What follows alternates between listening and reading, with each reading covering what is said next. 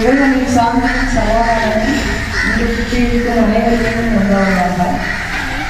நமது பள்ளியின் 88வது சுதந்திர தின விழாவில் தேசிய கொடியினை ஏற்றி மாணவர்களுக்கு நல்ல அறிவுரைகளை வழங்க வந்திருக்கும்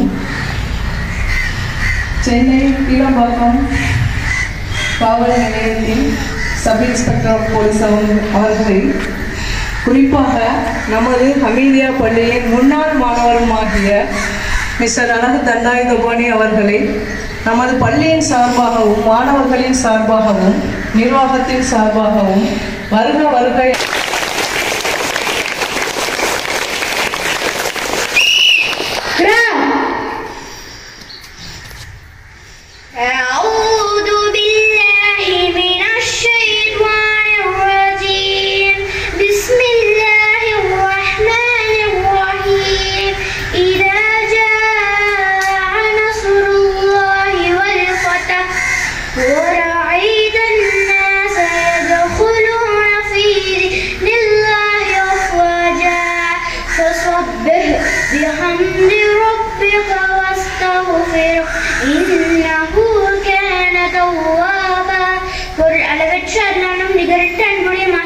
அல்லாஹ்வின் திருப்பெயரால் ஆரம்பம் செய்கின்றேன்.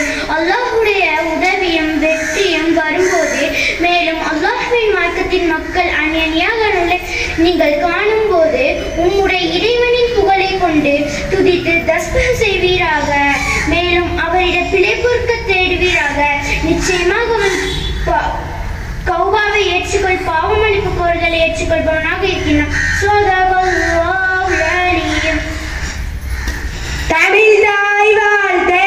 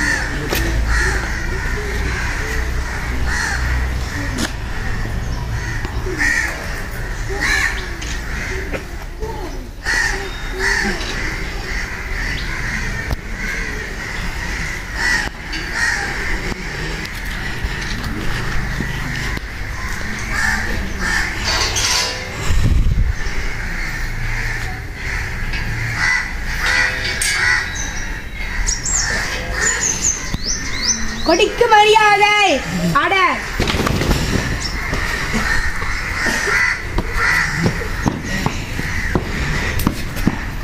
கொடிப்பாட்டு.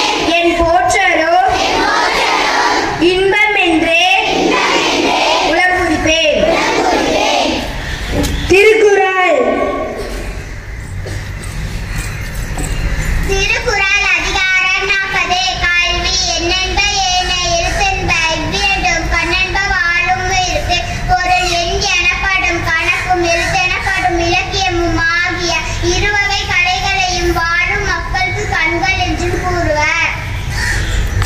பழமொழி. Proverb பழமொழி. An artist lives everywhere. கற்றோருக்கு சென்ற இடமெல்லாம் சிறப்பு. பொதறிவு. பொதறிவு உங்களுக்கு தெரியுமா? இந்திய தேசிய ராணுவத்தை அமைத்தவர் நேதாஜி சுபாஷ் சந்திர போஸ். செய்திகள்.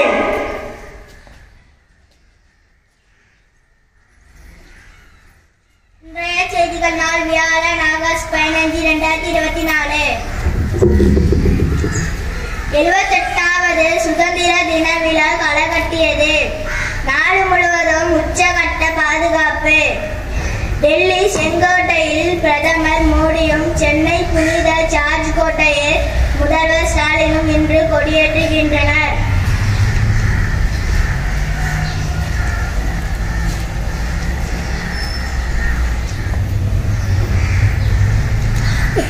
திமுக அரசு பொறுப்பேற்று 3 ஆண்டுகள் நிறைவையொட்டி தலை சிறந்த 3 ஆண்டு தலை நிமிர்ந்த தமிழ்நாடு சாதனை மலரை முதல்வர் ஸ்டாலின் வெளியிட்டார்.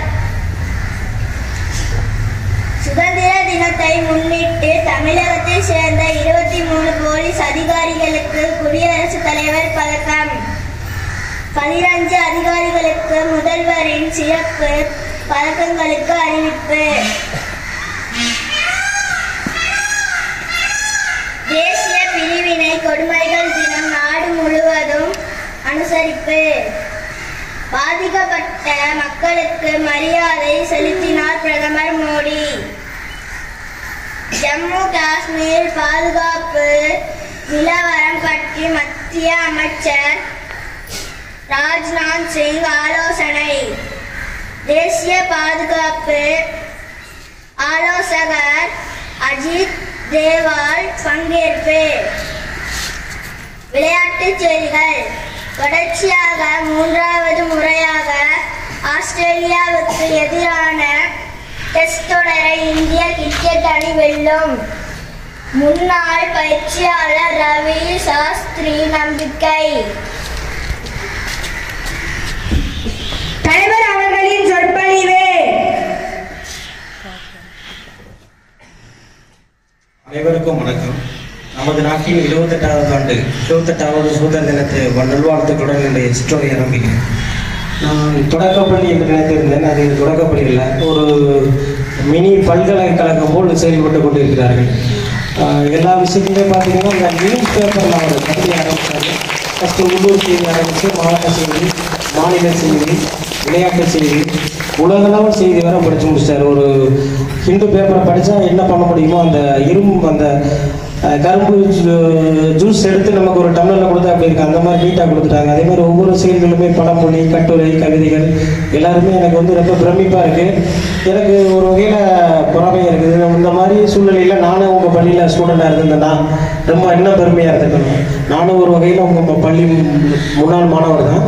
இருந்தாலும் இந்த ஒரு அரிய வாய்ப்பை ஏற்படுத்தி கொடுத்த சங்கத்திற்கு, தாளாளர் ஐயா அவர்களுக்கும், தலைமை ஆசிரியர்களுக்கும், அனைத்து ஆசிரியர் பிறந்தவர்களுக்கும் நன்றியை கூறி, இங்கே மேடம் என்ன சொன்னாங்கன்னா கேட்டால் அறிவுரை ஏதாவது சொல்ல சொன்னாங்க. எனக்கு வந்து நான் தான் இங்கே வந்து நல்ல சில விஷயங்கள் நான் கற்றுக்கிட்டு இருக்கேன். அறிவுரைன்னு பார்த்தீங்கன்னா ஒன்று வேணாம், நம்ம நல்லா உடல் ஆரோக்கியமாக பார்த்துக்கிறணும். அதே மாதிரி நல்ல ஒழுக்கங்களோட இருக்கணும். ஆசிரியர்களுக்கு நம்ம மரியாதை கொடுக்கணும். அந்த ஒரு 3 விஷயம் இருந்தாலே போதும்.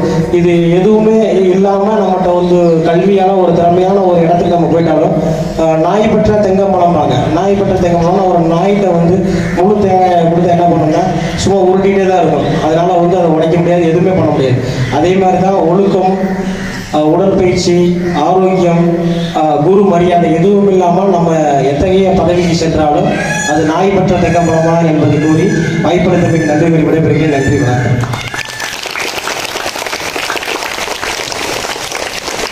பள்ளினே ஓய் நே தேசிய கீதம்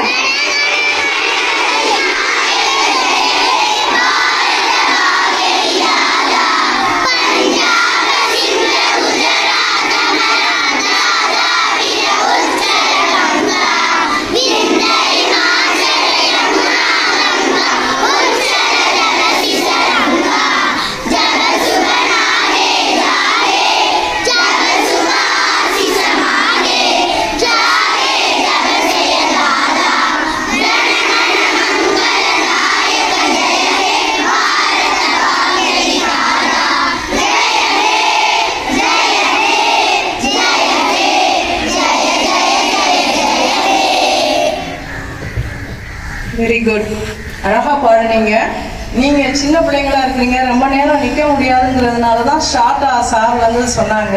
வழக்கம் போல் நம்முடைய ஃபங்க்ஷன் உள்ளே ஸ்டார்ட் ஆகும்போது அங்கே உங்களுக்கு அவங்களுடைய அனுபவங்கள், அவங்க படிக்கும்போது பெற்ற அனுபவங்கள், தற்போது நீங்கள் எப்படி நடந்துக்கிறணுங்கிற அறிவுரைகள் எல்லாம் நிறைய சார் சொல்லுவாங்க. இந்த விழாவிற்கு வந்திருக்கிற பெற்றோர் அனைவரையும் வருக என வரவேற்கிறேன். உங்களுக்காக அங்கே வந்து இருக்கைகள் தயாராக இருக்குது. நீங்கள் அங்கே வந்து பெற்றோர்களுடைய இருந்து நீங்கள் எங்களுடைய விழாக்களை நீங்கள் பாருங்க, கண்டு கழியுங்கள். மாணவர் செல்வங்கள் அமைதியாக போய் பாருங்க. சரியா? தேங்க்யூ.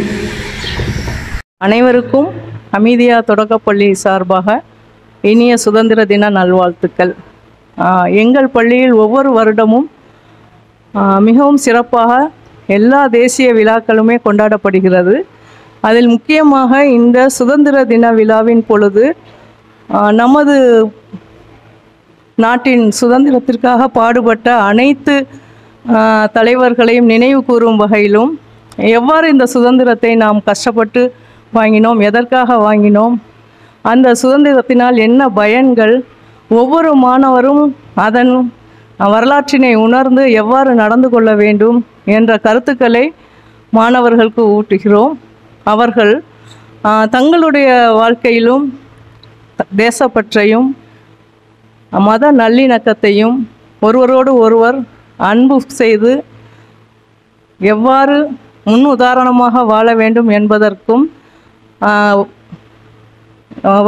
என்பதையும் நாங்கள் மாணவர்களுக்கு எடுத்துக்காட்டாக கூறுவதற்காக ஒவ்வொரு மாணவர்களுக்கு முன்மாதிரியாக சுதந்திர போராட்ட தியாகி, நம்ம ஊர் சுதந்திர போராட்ட தியாகி அவர்களுடைய வாழ்க்கை வரலாறு அதையெல்லாம் எல்லாவற்றையும் சொல்லி காட்டுகிறோம்.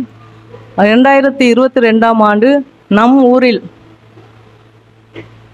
சுதந்திரத்திற்காக பாடுபட்டு தியாகம் பண்ணிய முகமது அபூபக்கர் என்ற சவுகத் அலி அவர்களுடைய மகளாரை வரவழைத்து கௌரவித்து எங்கள் உஸ்வத்துல் ஹசனா முஸ்லிம் சங்க நிர்வாகம் பொற்கிளி வழங்கி பாராட்டி கௌரவித்தது.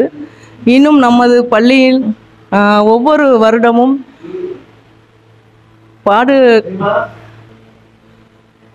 நமது பள்ளியில் முன்னாள் மாணவர்களை கௌரவிக்கும் விதமாக அவர்களையும் அழைத்து ஒவ்வொரு விழாக்களையும் கொண்டாடி வருகிறோம்.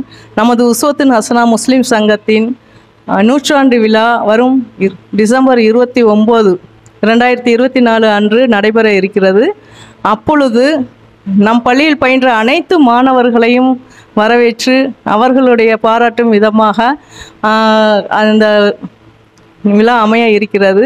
அதன் முன்னோட்டமாக இன்று நமது பள்ளியின் முன்னாள் மாணவர், ஹமீதியா மேல்நிலை பள்ளியின் முன்னாள் மாணவர், சென்னை கிளம்பாக்கம் காவல் நிலையத்தின் sub inspector of police mister Azhagu Thandayuthapani அவர்களை எங்கள் பள்ளியின் தாளாளர் சிறப்பு விருந்தினராக அழைத்துள்ளார். அவர் நம்முடைய பள்ளிக்கு தேசிய கொடியினை ஏற்றி மாணவர்களுக்கு அறிவுரை கூறவிருக்கின்றார்.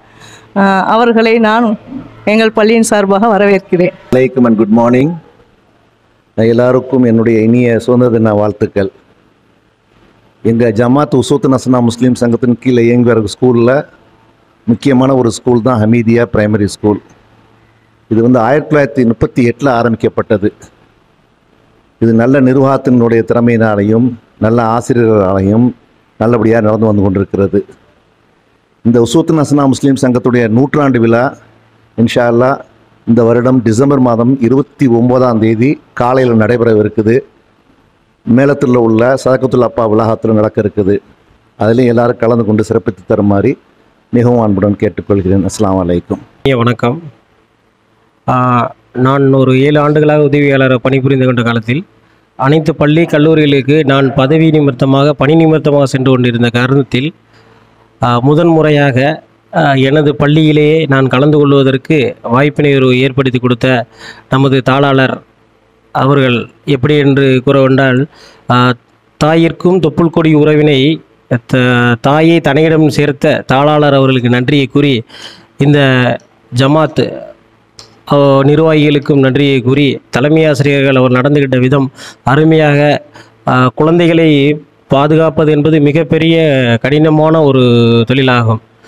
அவர்கள் அனைவரையும் சிறப்பான முறையில் மீண்டும் ஒருமுறை நன்றியை தெரிவித்துக் கொண்டு இந்நாட்டின் சுதந்திர தின விழாவின் வாழ்த்துக்களுடன் வாழ்த்துக்கள் தெரிவிப்பதை விட நாம் சுதந்திரம் என்பது நாட்டிற்காக நாடு பெருமை அடைந்தது சுமார் ஆங்கிலேயரிடமிருந்து சுமார் 300 ஆண்டுகள் நாம் பிடிபட்டு கொண்ட சூழ்நிலையில் பல வீரர்கள் தியாகங்கள் செய்து நாம் பெற்றோம் என்று கூறுகிறார்கள்.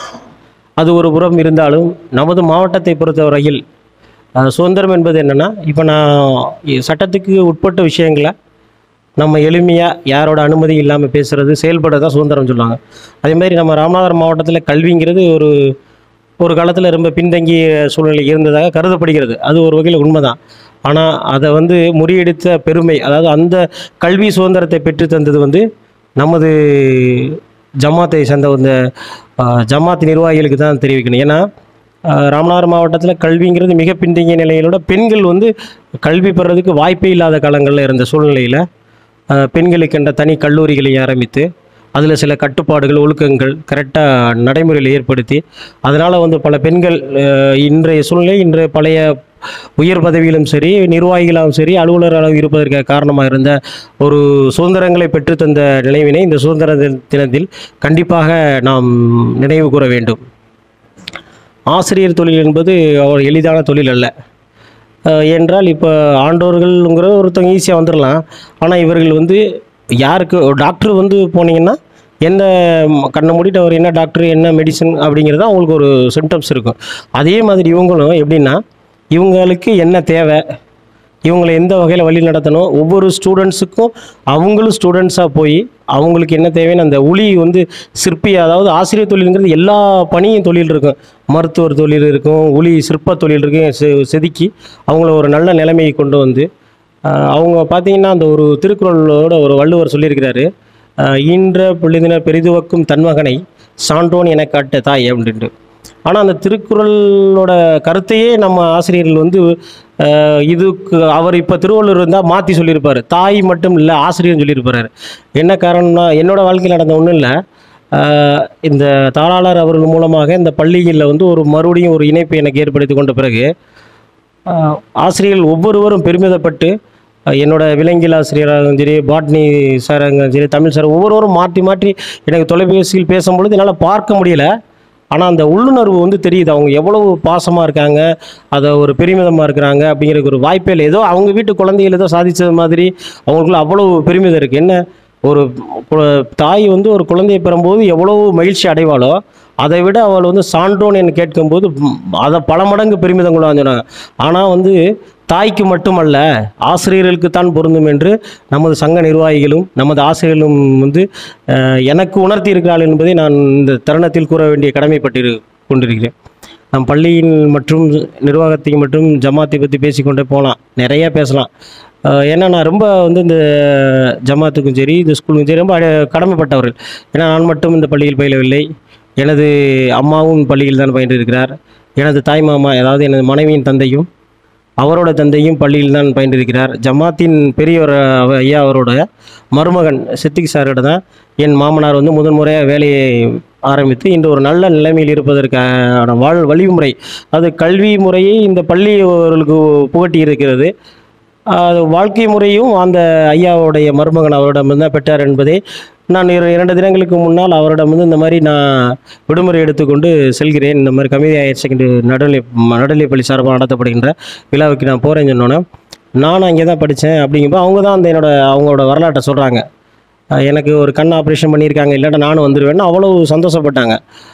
எப்படின்னு பார்த்தீங்கன்னா அந்த ஒரு தாய் வீட்டுக்கு பெண் திருமணமாகி போயிடுவாங்க, அந்த பிரசவத்துக்கோ இல்லை அவங்க மறுபடியும் அவங்க வீட்டுக்கு வரும்போதே பார்த்தீங்கன்னா அவங்களோட சந்தோஷம் அவ்வளோ அளவுக்கு அதிகமாக இருக்குது. அந்த மாதிரி நான் இங்கே வரும்போது எனக்கு அவ்வளோ ஒரு சந்தோஷத்தை தருது. நிறைய நேரங்களில் நம்ம தாளாளரை நான் இப்போ தற்சமயம் தாம்பரம் மாநகர் காவலில் கிளாம்பாக்கம் காவல் நிலையத்தில் பணிபுரிந்து வரேன், சார்பாய்வாளராக பணிபுரிந்து வர்றேன். எங்கள் எல்லையில் இருக்கிற உட்பட்ட கிரசண்ட் கல்லூரியில் நான் முதல் முறையாக ஐயா தாளாளர் அவர்களை சந்திக்க சூழ்நிலை ஏற்பட்டது.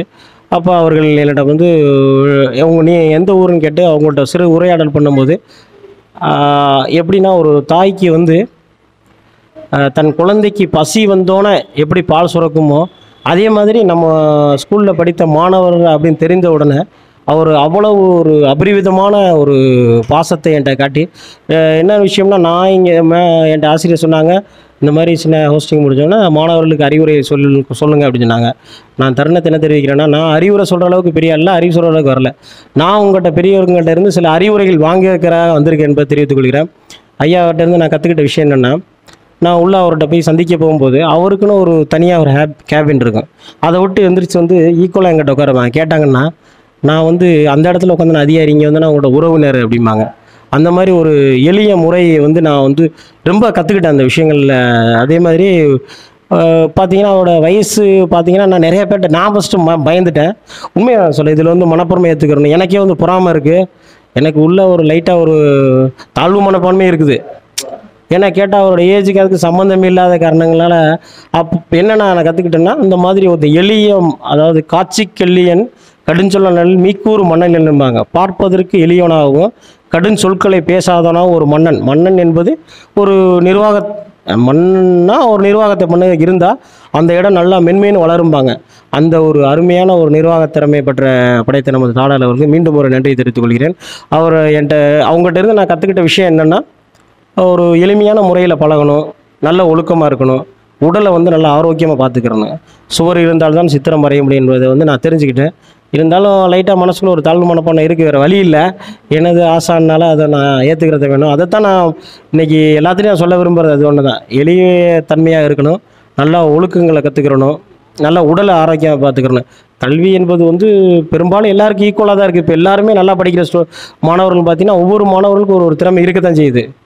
ஆனால் அவங்கள்ட்ட என்ன இல்லாமல் இருக்குன்னா, விடுபட்ட இடங்கள்ல நம்ம பள்ளியிலையோ நம்மளோட சங்கத்தை சேர்ந்த கல்லூரியிலையோ அந்த மாதிரி வாய்ப்பு இல்லை. ஆனால் சென்னையில் நான் பார்த்த அளவுக்கு வந்து ஒழுக்கங்கிறது சுத்தமாக இல்லை. ரெண்டாவது இந்த போதைப் பொருளுங்கிறது மிகப்பெரிய லெவலில் வந்து ஒரு வாய்ப்பினை கொடுத்த மாதிரிக்கு நன்றியை தெரிவித்துக் கொள்கிறேன். விடைபெறுகிறேன். நன்றி, வணக்கம். மறக்காம சர்ப்ரைஸ் பண்ணுங்க. தேங்க்யூ.